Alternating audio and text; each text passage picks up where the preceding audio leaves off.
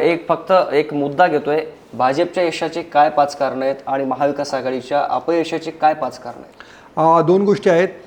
2024 पासून लाडकी बहीण जी योजना या सरकारनं लागू केलेली होती, त्या सरकारी योजनेचा लाभ अजूनही महिलांना मिळतो आहे. त्याचा एक त्याच्यामध्ये नक्कीच फायदा आहे. दुसरी गोष्ट अशी झालेली आहे की विरोधकांमध्ये एक वाक्यता नसणं, म्हणजे महाविकास आघाडीनं ही निवडणूक फार सिरियसली घेतली नाही, हे खरं सगळ्यात महत्त्वाचं कारण आहे.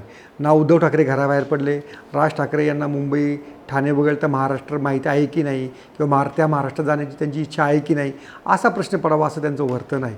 म्हणजे त्या यवतमाळ असो, काय बुलढाणा, छत्रपती संभाजीनगर, अहिल्यानगर, पुणे जिल्हा या ठिकाणी का राज ठाकरे, उद्धव ठाकरे हे फिरले नाहीत, गेले नाहीत? ते दोघे नाही फिरले, अमित ठाकरे, आदित्य ठाकरे यांना फिरायला काय कोणी बंदी केली होती? पण त्यांनी केवळ मुंबई की मुंबई हे आपल्या डोळ्यासमोर ठेवलं, त्याचा फटका त्यांना बसला. पण हेच या उलट काँग्रेसनं केलं.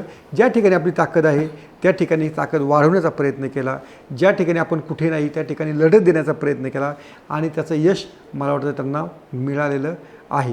त्यामुळे काँग्रेसला देखील हे जे यश आहे हे चांगलं आहे. आता भाजप यांनी आणखीन काय केलेलं आहे? आता दोन गोष्टी आहेत की सरकारी यंत्रणांचा वापर हा देखील या सरकार इतका कोणी केलेला नाही आहे, आणि या यशामध्ये नाही म्हटलं तरी हा घटक महत्त्वाचा ठरतो. म्हणजे भाजप इतकं गेलं की आपलाच मित्रपक्ष असलेल्या शहाजी बापू पाटलांच्या कार्यालयावर छापे मारण्यापर्यंत देखील भाजप जाऊ शकतं. आता बरं, या छाप्यांचं पुढे काय झालं त्याचं उत्तर कोण देणार? या छाप्यांमध्ये तुम्हाला काय मिळालं याचं उत्तर कधी देणार पोलीस, प्राप्तिकर खातं कधी देणार? पण त्याविषयी कोणी बोलत नाहीत. पण विरोधकांवर एक दबाव टाकण्याचा प्रयत्न जो असतो तो दबाव टाकण्याचा प्रयत्न नक्की याच्यामध्ये केलेला आहे. देवेंद्र फडणवीस हे राज्याचे आता अनभिषिक्त नेते झालेले आहेत का? तर देवेंद्र फडणवीस हे राज्याचे टॉप नंबर 1 नेते झालेले आहेत. त्यांच्या नेतृत्वातच भाजप एवढं यश मिळू शकतं. त्यांच्या नेतृत्वात भले लोकसभेला कमी जागा मिळाल्या, पण विधानसभेला ती कसर भरून काढली, आणि या नगरपालिका निवडणुकीमध्ये हे यश आणखीन विस्तृत झालं. जेव्हा महापालिकांच्या निवडणुकीमध्ये, जिल्हा परिषद निवडणुकीमध्ये हे यश देवेंद्र फडणवीस मिळवतील, तेव्हा त्यांच्या या सगळ्या यशावरती कळस चढवला जाईल. त्यामुळं सध्या हे देवेंद्र फडणवीस राज्यात नंबर 1 नेते, उपमुख्यमंत्री एकनाथ शिंदे नंबर 2 नेते ठरलेले आहेत. आता अजित पवारांनी देखील भरपूर प्रयत्न केला, पण त्यांना यश मिळालं नाही, ही वस्तुस्थिती आहे. त्यामुळे आता ते महापालिका आणि जिल्हा परिषदमध्ये आपली ताकद पणाला लावतील. या निवडणुकीचा परिणाम आता महानगरपालिकेच्या निवडणुकीवर पडेल का? 100% पडणार आहे. एकनाथ शिंदे हे आपली बाजू लावून धरतील. मुंबईमध्ये काय भाजप टाकेल त्या तुकड्यावरती ते समाधान मानणार नाहीत, ही मात्र गोष्ट आहे. आणि दुसरी गोष्ट अशी आहे, ठाणे आणि कल्याण डोंबिवलीमध्ये देखील युती करताना ते आपला वरचष्मा सहजासहजी सोडणार नाहीत. तर अशी सगळी परिस्थिती आहे. त्यामुळं भाजपसमोर एकनाथ शिंदे यांचं आव्हान आहे. दुसरी गोष्ट अशी आहे की एकनाथ शिंदे हे अगदी भाजप ज्या पद्धतीने निवडणूक लढते त्या पद्धतीने निवडणूक लढायला तयार आहेत, आणि त्याच्या मागे ते मागे पुढे पाहत नाहीत. हा देखील एक महत्त्वाचा मेसेज या निमित्तानं एकनाथ शिंदे यांनी दिलेला आहे.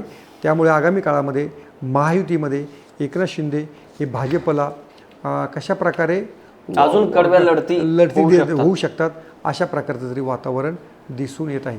तुम्हाला हा व्हिडिओ कसा वाटला आणि आमचं विश्लेषण कसं वाटलं आवर्जून सांगा. पाहत राहा लेट्सअप मराठी. सोशल मीडियाच्या भाऊ गर्दीत विश्वासार्हतेने चकाकणारे नाव म्हणजे लेट्सअप मराठी. सगळ्या नागरिकांना ती स्पीच लेट्सअप वरील मुलाखती म्हणजे विचारांचा खजिना. त्यानंतरच्या निवडणुकीमध्ये मला सोडून गेले. बातम्या केवळ वस्तुस्थिती सांगणाऱ्या, न प्रोपगंडा, फक्त जनतेचा अजेंडा. क्योंकि आने वाला कल जाने वाला है, जाने वाला कल आने वाला है. राजकारण, मनोरंजन असो की क्रीडा क्षेत्र, महाराष्ट्राची स्पंदने संवेदनशीलतेने टिपणारे माध्यम म्हणजे लेट्सअप मराठी.